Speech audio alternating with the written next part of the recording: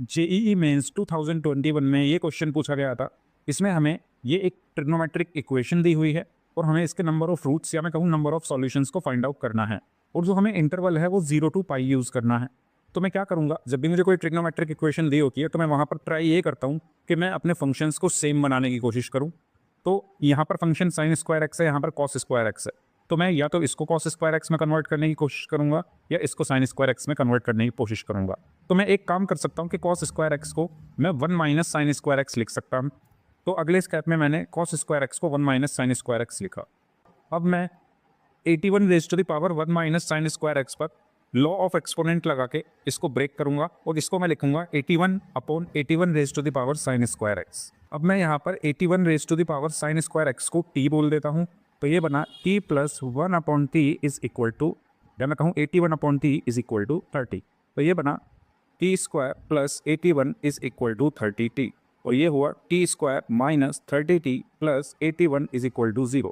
अब मैं इसमें मिडिल टर्म स्प्लिटिंग लगा रहा हूँ, T square minus 27t minus 3t plus 81 is equal to 0।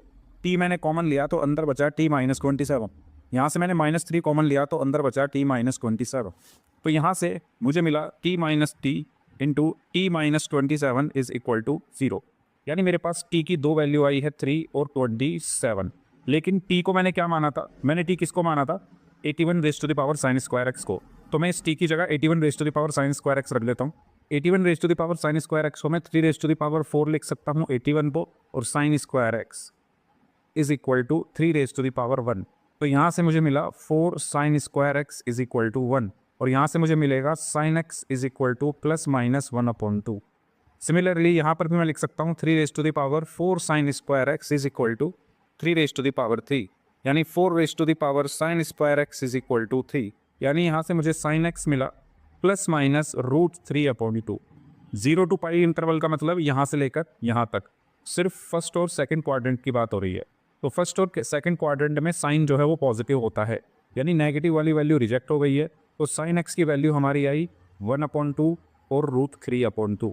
First quadrant में साइन की वैल्यू 1/2 होती है π/6 पर, और सेकंड क्वाड्रेंट में होती है पाई माइनस π/6 पर, यानी ये होगा 5π/6। ऐसे ही रूट 3/2 फर्स्ट क्वाड्रेंट में होती है π/3 पर, और सेकंड क्वाड्रेंट में होती है पाई माइनस π/3 पर, यानी ये होगा 2π/3। अब ये पाई माइनस π/3 पाई माइनस π/6 कैसे आया, इसकी मैं पहले ही वीडियो बना चुका हूँ कि हम गिवन वैल्यूज़ पर एंगल को कैसे सोचते हैं। तो यहाँ पर मेरे नंबर ऑफ सॉल्यूशंस कितने आए 1 2 3 4, यानी इसका आंसर होगा 4 सॉल्यूशंस।